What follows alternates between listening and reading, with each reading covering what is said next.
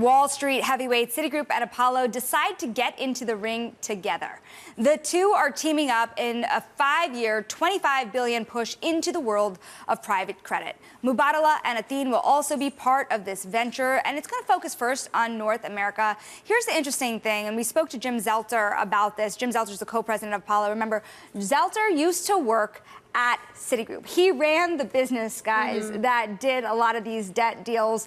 This was a business where you had the banks and the private credit firms and a fierce rivalry until, say, last year. You saw Wells Fargo do a deal with Centerbridge. You saw JP Morgan try to start their own venture of sorts. You have Goldman raising money in their private asset management arm. And now you're seeing a landmark deal. You have Apollo and Citigroup really striking one of the largest deals, maybe the largest deal as we know it in this world. So something I've been wondering, and obviously $25 billion, that's huge. And Sonali, you can mention you broke the story. That's PSUS. That's exact. Well, it's what PSUS wanted to be. We'll see if that does come to the public markets. But I'm wondering how much of this private credit enthusiasm that we've seen is a higher rate phenomenon. There was a really interesting sort of sign of the times story on the terminal the other week that Algius actually refinanced a private loan that it got from Vista in the public markets, that basically they saved about $75 million in interest by doing that. So as rates come down, I mean, does some of the steam come out of the private credit market? It's a really good question, and we've been seeing that all year. It's been certainly already happening because you see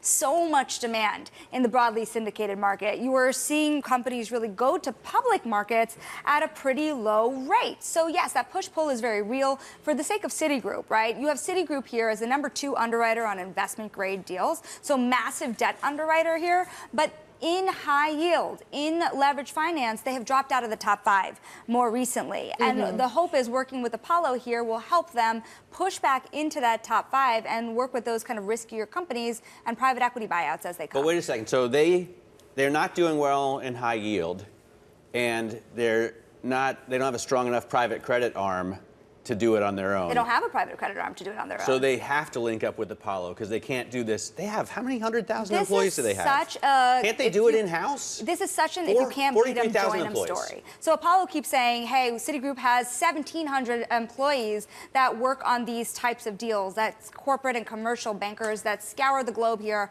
to make this done. This is North America, but they could here expand this globally as well. $5 billion, guys, is expected in the first year. Remember, $5 billion is what we've reported that Apollo could be investing with Intel alone. Right. So you can get there pretty quick.